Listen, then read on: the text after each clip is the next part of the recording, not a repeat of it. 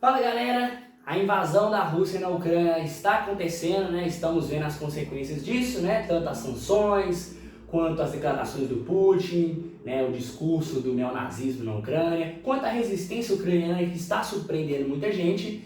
E agora, a partir desses 10 dias, 11, 12 dias de guerra, vamos tentar entender as consequências, quais serão os próximos passos do conflito e como ele pode acabar ou se prolongar, ou terminar, ou quem sabe a paz. Vamos lá, são 3 cenários que eu separei para vocês. O primeiro cenário é uma vitória mais rápida da Rússia, né? Por exemplo, Vladimir Putin, né, ele disse que a operação está ocorrendo como deveria ser feito, né? Todo o planejamento está sendo seguido. Será mesmo? Né? Analistas, principalmente do Ocidente, estão dizendo que a Ucrânia, né, a resistência ucraniana, está mostrando uma força que a Rússia não esperava, né?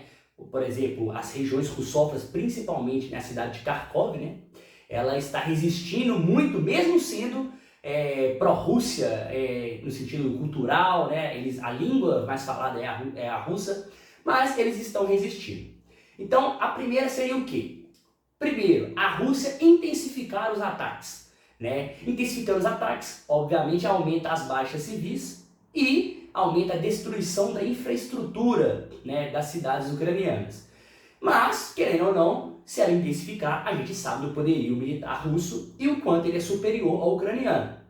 Isso, com certeza, faria com que a Rússia ocupasse mais rapidamente as grandes cidades, que é o objetivo dela, né? É o que a gente chama de decapitação, que é derrubar o governo para que não haja instruções, não haja uma organização e assim a Rússia consiga dominar, digamos, o governo, né, a estrutura de poder da Ucrânia. Então, vamos lá, resumindo o nosso cenário número 1.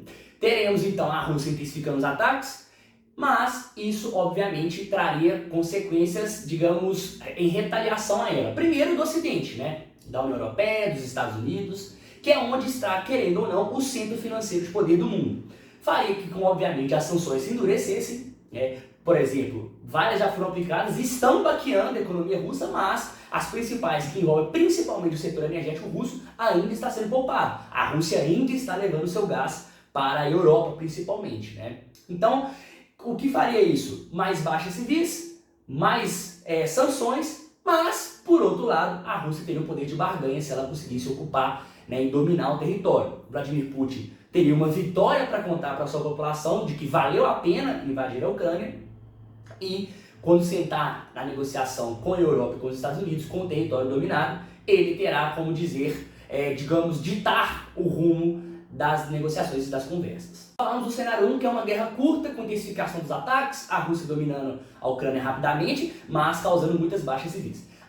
O nosso cenário número 2 é a questão da guerra prolongada, né?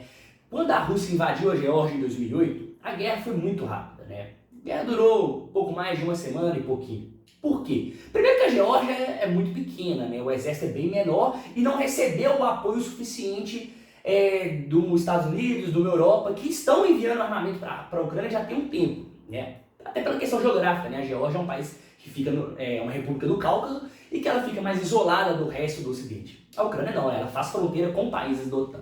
Então, o nosso cenário 2 é a guerra prolongada. O que seria a guerra prolongada? É a resistência ucraniana conseguindo deixar o progresso russo bem lentamente, que é o que estamos vendo até então. Não sabemos se é uma estratégia da Rússia, né, de atacar aos poucos, né, mirar principalmente em alvos militares primeiramente, né, em instalações, ou não. Então o cenário 2 é a guerra prolongada. O que isso significa? Que a Rússia terá que combater, enviar tropas a mais para a Ucrânia, e querendo ou não, gente, isso é muito custo, né? Você manter tropas ativas nesse contingente, né, de 200, 300 mil pessoas é um custo absurdo para o Estado russo, que está sob sanções, como a gente já viu antes. Então, querendo ou não, essas sanções ficando cada vez mais duradouras, fará com que a população russa que sofra, o custo de vida aumente, as coisas ficam mais caras, não tenha acesso, né, ao, querendo ou não, ao poderio tecnológico do Ocidente, né, aos softwares operacionais financeiros do Ocidente, e o gás, né, a parte energética, que é a base da estrutura econômica russa, acabe, digamos, sendo sufocada. Vou falando um pouquinho da guerra prolongada no solo ucraniano, teremos o quê? O que as pessoas, né, os analistas mais temem, que é a guerra de guerrilha urbana, né?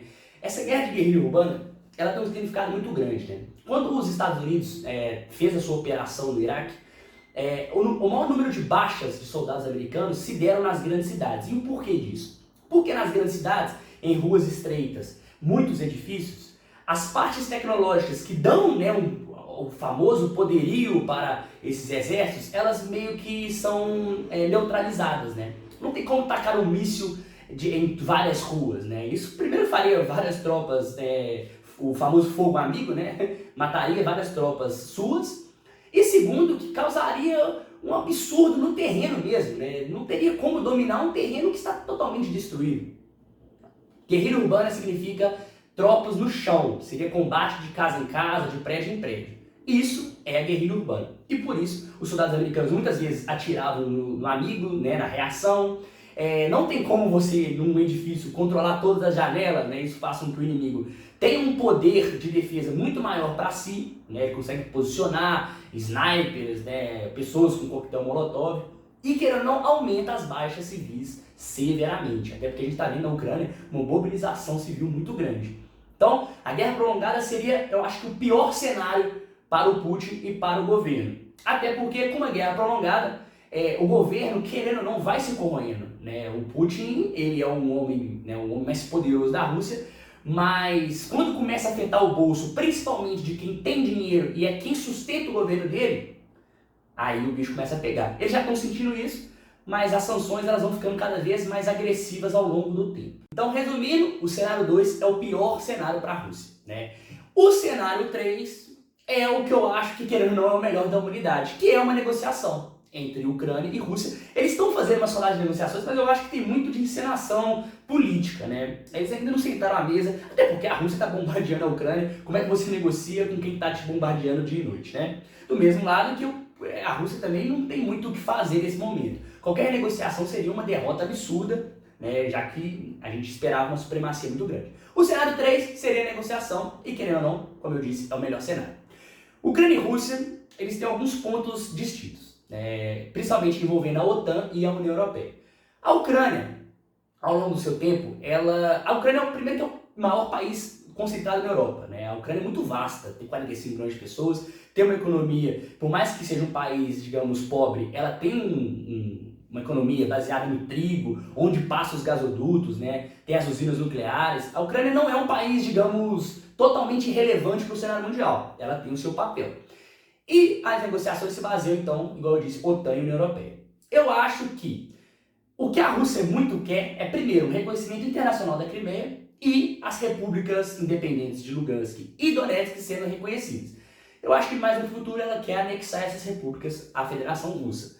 Mas eu acho que tanto a Ucrânia quanto a União Europeia reconhecendo essas áreas como russas já é um ponto bastante importante. Não sei como o governo da Ucrânia reagiria a isso, né? Poderia perder muito apelo popular, mas não tem como, né? As partes vão ter que ceder, e eu acho que um caminho seria reconhecer essas repúblicas, né, e a Crimeia como parte da Rússia em troca de algum outro objetivo. Eu acho que o problema da Rússia é muito baseado na OTAN, até pela OTAN ser militar, né, poder posicionar bases americanas, poder colocar ogivas nucleares, né? Eu acredito que esse seja o principal ponto que o Putin quer mostrar.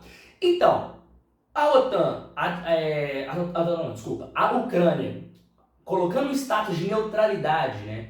Ela, digamos, apenas tendo uma guarda nacional, assim como a Áustria faz, assim como a Suíça, e assumindo, digamos, que está deixando de lado o seu exército, no seu lado belicoso, eu acho que já seria um grande ponto para a Rússia. Então, assim, eu acho que para a Ucrânia, se ela conseguisse já entrar na União Europeia, já seria um grande feito. Até porque agora com a comoção, né, e com o pedido oficializado, né, pelo Zelensky, né, tem até foto e tudo mais, eu acho que a União Europeia aceitaria a Ucrânia. Lembrando que não é uma questão de a União Europeia estar com medo da Rússia ou não, é questão de aceitar a Ucrânia ou não, né, baseado na economia, né, querendo ou não, tem uma discussão no círculo interno da União Europeia sobre a expansão dela, até quando ela tem que ir para ser autossuficiente, né? Então, assim, eu acho que a União Europeia aceitaria de braços abertos a Ucrânia, principalmente agora, e eu acho que a Rússia não é que ela vai aceitar um governo pró-Europa, mas ela vai ter que também ceder se for uma negociação nesse cenário hipotético que a gente está fazendo, né? Então, eu acho que a União Europeia seria o menos danoso para a Rússia. Então, reconhecendo a Crimeia, que já é Rússia de fato, e as repúblicas independentes, que também, querendo ou não, são apoiadas pela Rússia e tem um apoio interno muito grande, eu acho que a Ucrânia poderia fazer essa troca de você deixa eu entrar então na União Europeia, né? Eu não entro na OTAN, continuo menos e tal. Resta saber como a Rússia, né, o círculo do governo do Putin reagiria a isso, né? Já que querendo ou não teria um governo para a Europa no seu quintal. Mas não tem o que fazer, a gente está falando aqui novamente num cenário onde as duas partes vão ceder alguma coisa. Seria o melhor caminho, obviamente, né, as negociações, cada parte cedendo um pouco, e querendo ou não, não é só, digamos, discurso da paz mundial e tudo mais, mas eu acho que é o mais efetivo mesmo, né?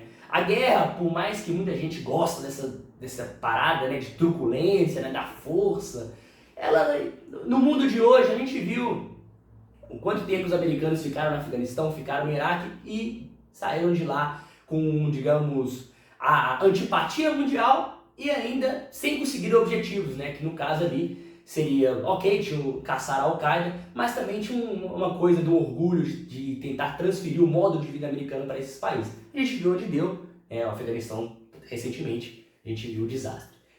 Então, a terceira via, que é as negociações, seria a melhor. Então é isso, galera.